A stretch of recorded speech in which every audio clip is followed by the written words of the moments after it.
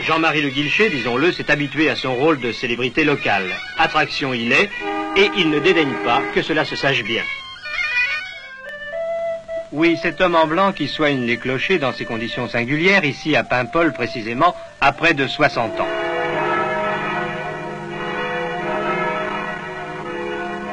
Il est en son genre un alpiniste complet. Son travail implique une parfaite technique dans l'art de la varappe, une connaissance rigoureuse de la pierre. Et il n'est pas question ici de piton, de corde ou de rappel, il travaille sans échafaudage ni ceinture de sécurité, et c'est précisément ce qui lui donne une exceptionnelle mobilité. Seules comptent les aspérités de l'architecture, souvent usées, érodées, friables.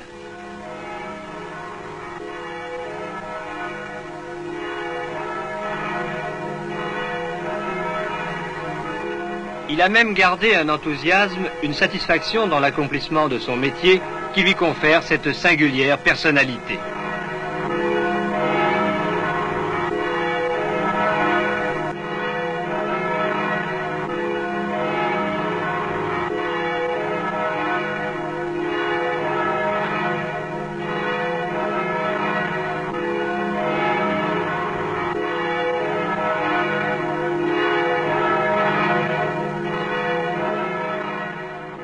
Jean-Marie Le Guilcher, sur sa carte de visite, se présente l'homme des clochers. Il est vraiment un étrange compagnon.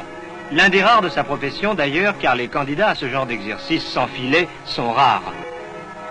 Ne croyez pas que le coq du village soit sa seule spécialité. Il installe, répare les paratonnerres. Il remet au son une cloche en réglant le battant pour qu'il frappe la partie la plus épaisse de la cloche. Mais il sait être, s'il le faut, charpentier pour placer un carillon, couvreur ou même maçon.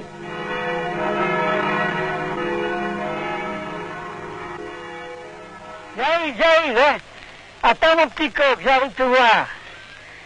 Depuis le temps que je t'avais pas vu. T'es mignon comme tout. Alors, peut-être pour se donner du cœur à l'ouvrage, le gars Jean parle, siffle, chante.